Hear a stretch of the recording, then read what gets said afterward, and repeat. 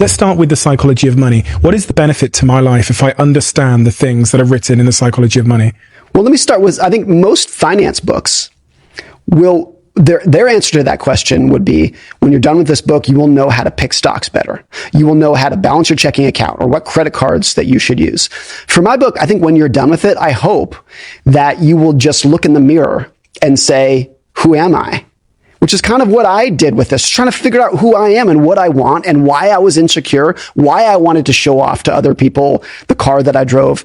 So if you become more introspective about who you are and what you want out of life and what money can do for you and cannot do for you, and become a little bit more introspective about why you think about where you are in the social hierarchy and greed and fear and why you think about these things that you do. I honestly think that I hope at least, because it was this way for me, that when you're done with the book, that's kind of when the learning begins. Because maybe this will just spark a bit of curiosity for you to then go for a walk and think about what you want out of life and whatnot. So I think most books, when you're done with the last page, the learning is done. Mm-hmm. This, I hope, is just spark something in you that will get you to think more clearly about what you want with money and what money can and cannot do for you. Part of that journey of understanding what you want helps you to define the word on the front of this book, wealth. What is your definition of wealth? Well, I made up these definitions in the book. So these are just my things that I made up. But I defined rich as you have enough money to buy what you want, to pay for your mortgage, to make your car payment, to go out to dinner with your friends. You have money in the bank. Wealth, I think, is very different. Wealth is money that you did not spend, and maybe you will not spend.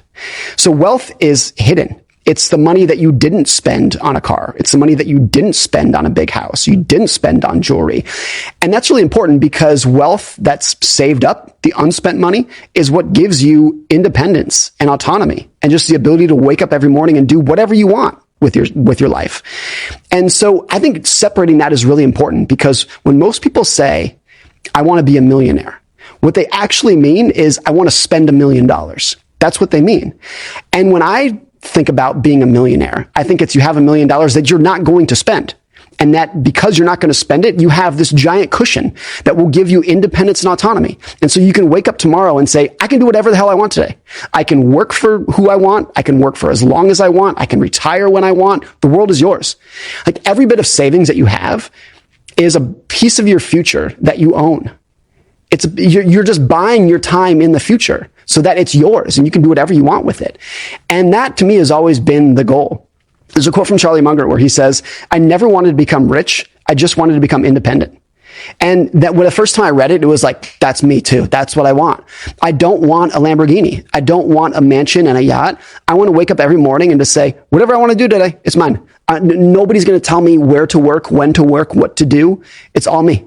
And to me, for not just work, but for your family life, for your health, for your mental sanity, there's nothing more important than that. It sounds like you're talking about your father.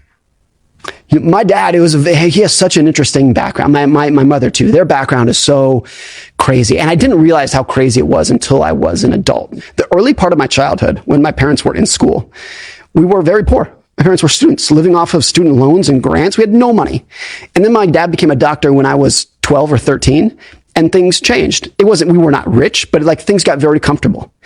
And what was really important is that the frugality that my parents had to have when they were poor stuck with them, even after they started making a little bit of money. They didn't buy a Lamborghini. No. We grew up in a very modest house. It was a nice house, and we took some decent family vacations, but we always lived well below our means, way below our means. Did that confuse you? Because you must have known that your dad had the money. Yes, particularly when I was probably 16, 17, and I could learn how much does a doctor make? You can go look it up and figure it out.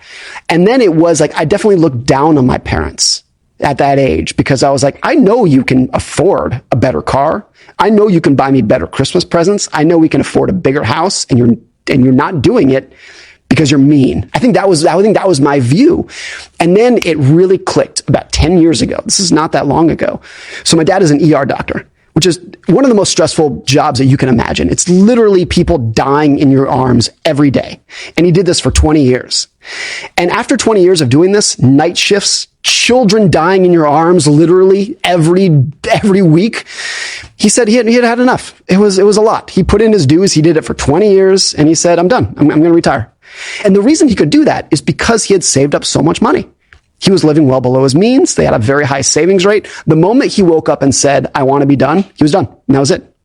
And if you contrast that with so many other people, including some of his colleagues, who were also burnt out at age 60, who were also burnt out by having people die in their arms for 20 years. They wanted to retire and they couldn't because they had the bigger house, because they had the nicer car that I thought that we should have had when we were growing up. And when they quit and moved on to their next phase of life, they got so much happier. And so it was like, so that this was 10 years ago. I was in my late 20s at this point. I was like, now I get it. He was frugal. He saved a lot, and that made him independent. And the independence made him happier than any car would have done, made him happier than any big house would have done. So it's like, I think that is one of the keys to happiness. Happiness is like the most complicated topic you can imagine. But one of the big puzzle pieces is independence. And there's been a lot of work on this, studies on this, of like, one of the things that makes people really happy in life is having control over what they're doing. And it's more so the flip of side of that. It's like, what makes people very unhappy in life? Not having control over what happens in their future, not having control over their schedule, where they're going to work, whether they're going to get laid off. Having that uncertainty is a massive anchor and weight on your life. And bad for your health. Absolutely. I mean, that was a big thing for my dad too. He was working night shifts for 20 years with this. It's very bad for your health. It's not great at all. So the financial ability to just wake up one day and say, I'm done with that, is huge. I was reading studies about this idea of autonomy because I was trying to figure out what you have to have professionally to love your work. And I came up with these 5 different points. One of them was autonomy and control. And I came up with that because I read studies where people who worked jobs where they had low autonomy and control had physiological consequences. They were more likely to get disease. They experienced stress significantly more likely to have cardiovascular problems and heart disease, which is the single biggest killer of people generally. And I thought, fucking hell, just not having control in your life makes your body shut down. Yes. This is something that I think everybody has experienced. If they have something really stressful going on at life, they get into bed, they're tired, you can feel your heart pounding. Like the physiological response of stress is huge. It's massive. And if you have that going on every day for 5 years, 10 years, 20 years, 30 years, forget about it. Forget about it. There's this great quote from John D. Rockefeller. He's the richest man in the world, and he lived till I think he was 99, something like that. Maybe he was 97. And his doctor talked about why, like, his key to longevity. And the doctor said, quote, he never lets anything bother him. He spends plenty of time outside, and he leaves the table when he's still a little bit hungry. That was his key to longevity. It was just, and when you read his biography, you realize how true that was. No matter what was going on in his life and the most stressful business conditions you can imagine, none of it ever bothered him. He just had ice in his veins and he could just keep going.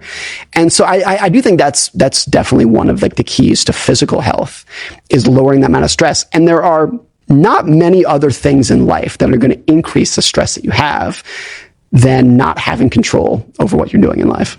Freedom. Chapter 7 of your book. This is the broadest lifestyle variable that makes people happy. Doing something you love, but on a schedule you can't control, starts to feel the same as doing something you hate. Psychologists call this reactance. That's right.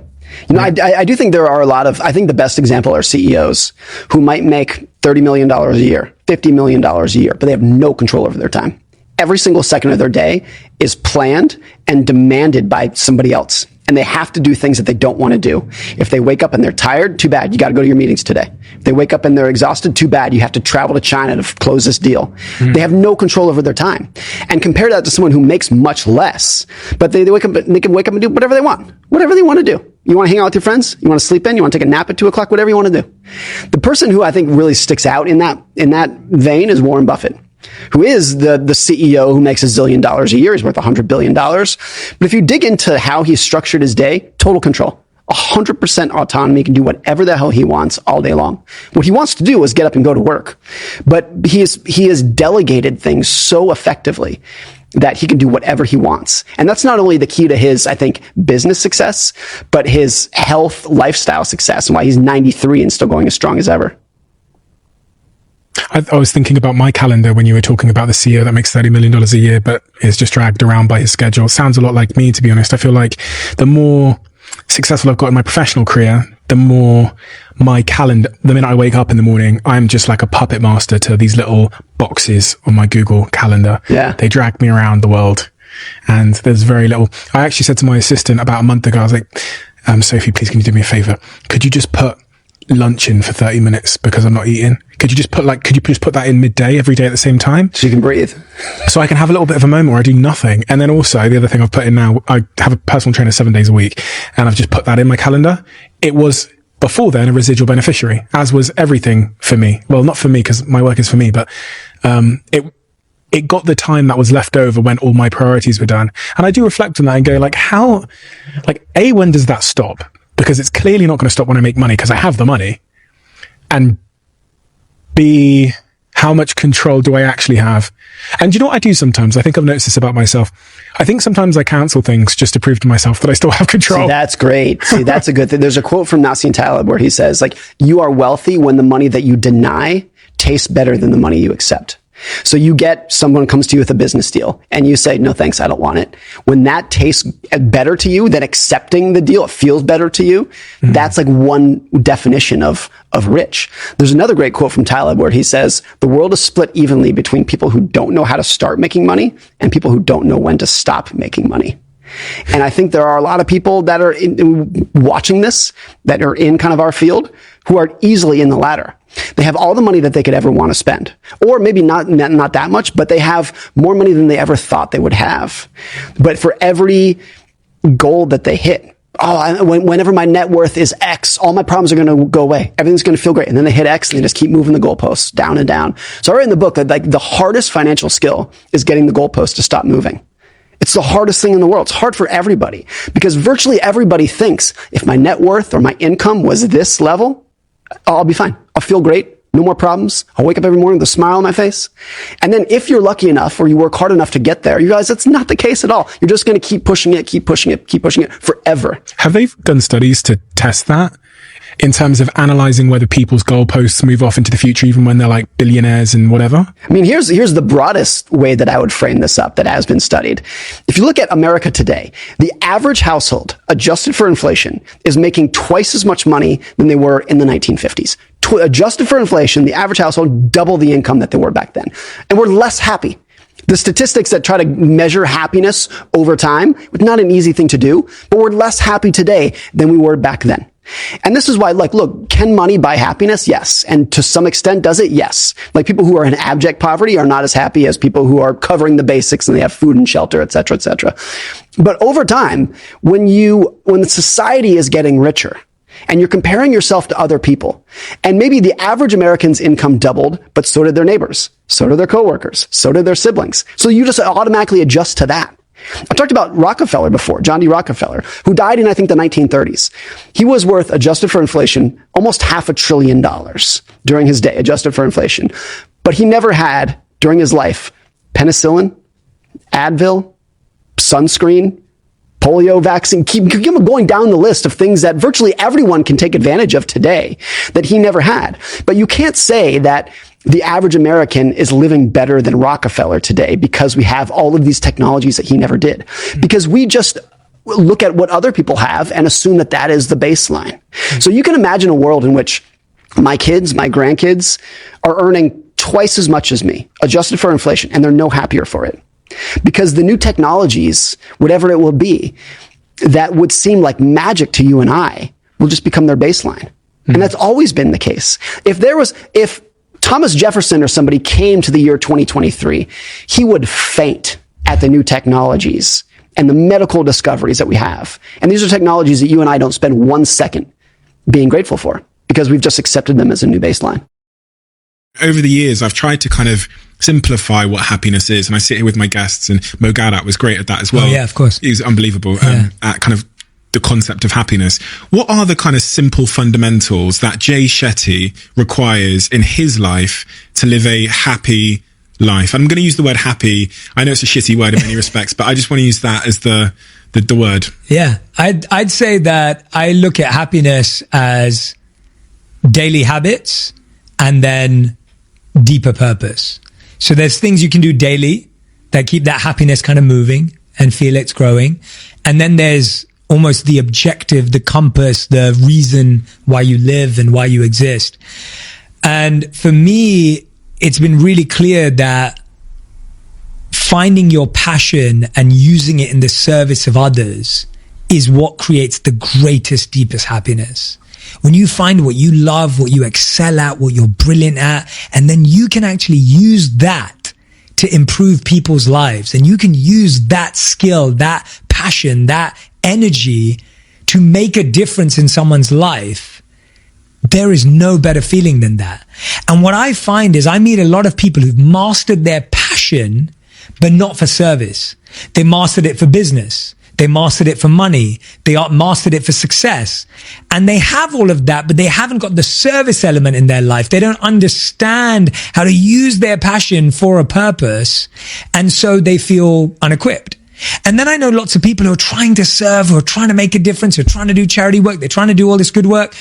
And they feel good about it, but they still don't feel fulfilled because they're missing what is my special role? Like, what's my position? What's my offering in this space? You kind of get lost after a while.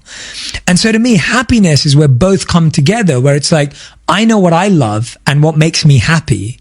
And when I do that for others to improve their lives, it makes them happy. So if you can do what makes you happy and do it for others and it makes them happy, that's going to give you happiness. And I have tested that principle time and time again with clients, with friends, with family, with myself. And I've seen it to be true again and again and again. But that's that bigger happiness piece. Let's go to the daily habits, like the daily stuff. And I want to try and avoid the stuff that I think people have heard and people have probably come across before in many different places. Maybe I've spoken about them, maybe other people have. But one of the biggest ones for me is I read a book a few years ago about flow state. And that book really transformed how I felt about things. And it talks about how being in flow is the intersection where your skills and your challenge match. So if your skills are higher than your challenge, you'll feel bored, lethargic, and maybe feel stuck. But if your challenge is greater than your skills, you feel overwhelmed, potentially depressed, and disconnected and disappointed. So most of us are living in one of those discrepancies. And I find on a daily basis, I'm playing around with that equation for happiness, because that flow state of when you know you have a skill and your challenge is met, and even if you lose, you still get such a joy out of it because you know that you're still working in the right direction. And I think that is an underplayed part of happiness because it doesn't sound like something predictable or obvious, because people go, well, that's achievement, that's ambition. It's actually not. It's just saying, for most people, it's either or. Their challenges are greater than their skill, or their skill is greater than their challenge. So I would ask everyone to say, look at your life. Do you need to improve your skills, or do you need to broaden your challenge? Is this a year of expanding your challenges, or is this a year of broadening your skills? And I promise you, if you start with that, you're going to get so busy and active changing one of those, that happiness is going to naturally flow. This comes into a little model I created of creating happiness for my year. And that one sits in one of them. So I'll explain which one it's in. I believe that to create happiness day to day, in 1 year, in 1 month, in a week, you have to have 3 things. You have to learn something every year. You have to launch something every year, and you have to love something every year. And that's how I've lived for the last 3 to 5 years. Every year I'm learning something. Every year I'm launching something. And every year I'm loving something.